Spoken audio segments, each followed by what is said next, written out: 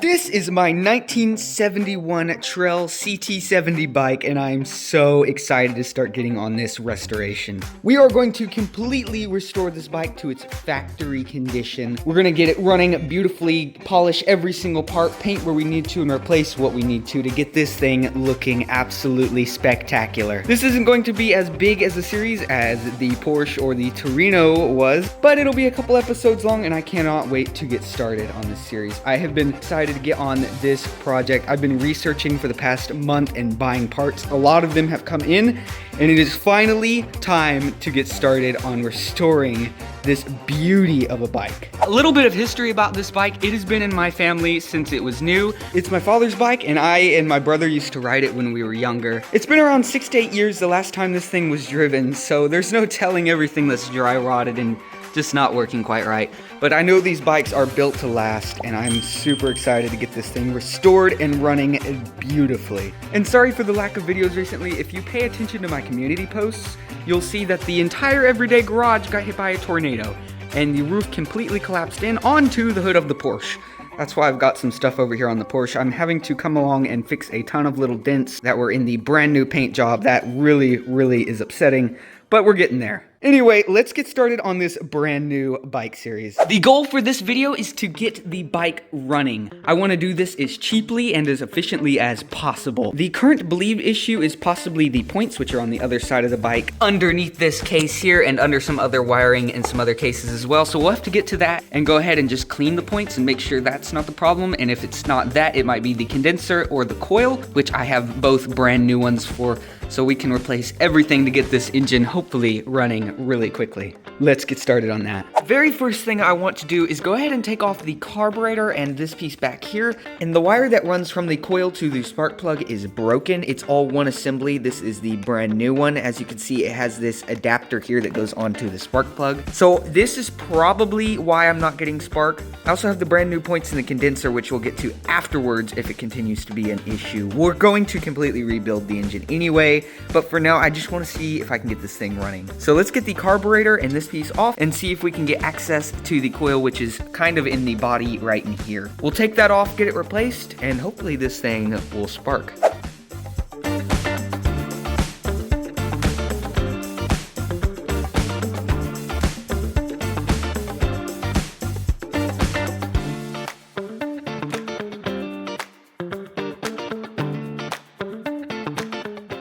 Alright, I got the carburetor off and I got that other piece slid back. Now the coil is inside there and you can just about see it right there. You see that little blue up there? That is the coil.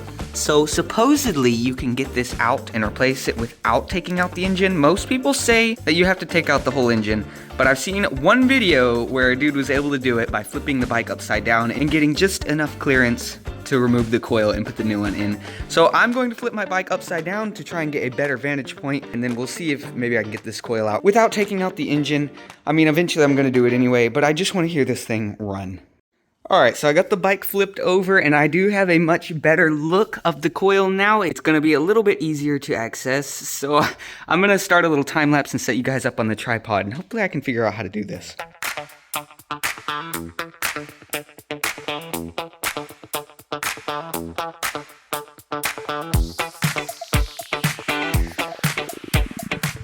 Alright, it was actually super simple to get the coil out, and this is the brand new one. Let me explain how I did this because I had to turn off the camera and figure it out for myself, but it's actually super easy. Once I figured out how to do this, it only took about 6 minutes. First things first, this piece that sits right along here above the gas tank, it's 4 bolts. Take that off. It'll also take the seat off along with it. Then you want to undo the battery, which is also 2 10mm bolts, super simple, and then that can slide out, which allows the gas tank to slide out. Super easy. Then you get access to all this in here where the coil is down in the bottom there, and it is super easy to take those 10mm bolts off to get the coil out. And then there's just one more plug that comes from the battery, and you've got it out super easy, just like that.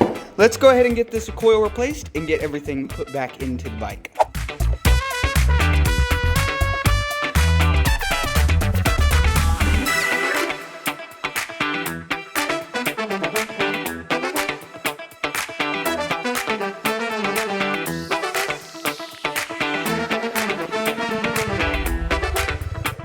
Alright, I've got everything kind of loosely sitting in there, good enough to get a quick little test to see if we're getting any spark at the spark plug, and keep in mind this is the original spark plug, so it could be broken as well. I want to try it though, just to see, maybe we're getting some spark.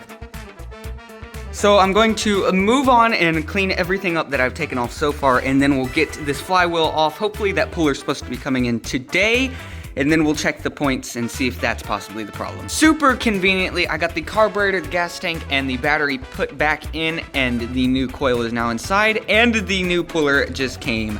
So we can take this bolt off right here and screw this part right into here, which should allow us to pull off the flywheel and get to the points and the condenser to replace both of those things, which I have brand new of, and hopefully after that we should be getting spark. Let's go ahead and pull off this flywheel and get those points replaced.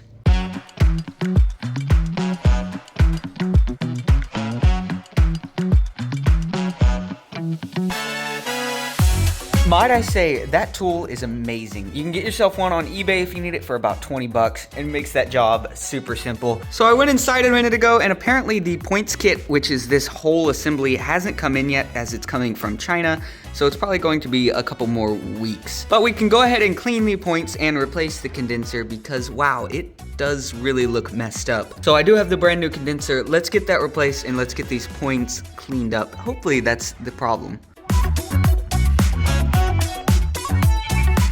Looking a little closer at the condenser, and I would say without a doubt this is 100% the problem, as the wires are completely unattached. So I'm going to put the new one in and solder the wires back on, and hopefully that'll fix it.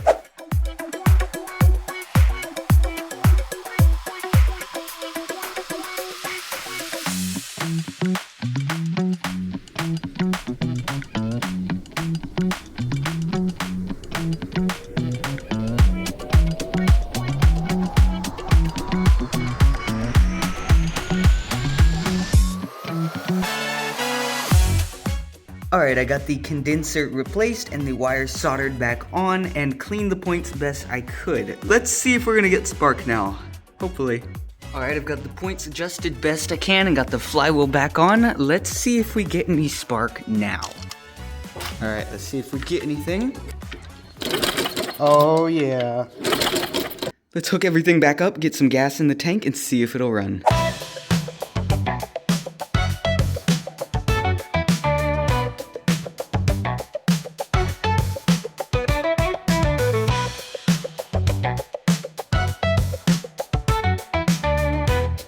Everything is reassembled, and I believe it's time for the first test. Let's see if it's gonna fire over or if I have to keep working on it. Let's get some gas in it and find out. All right, let's give it a shot.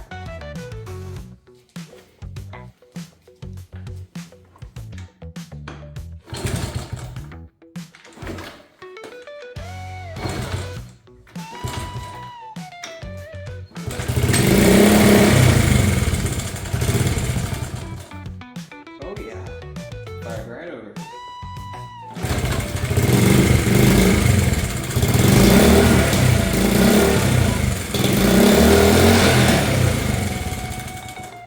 I am 100% satisfied. We have accomplished the goal and the bike is starting up. Next episode, we are going to start on actually fully rebuilding the mechanical aspects of the bike and getting it fully restored mechanically. But this is what I wanted to accomplish this episode. This is going to be a great series. If you did enjoy, please hit the like button, and I cannot wait to see you guys in the next one. Later.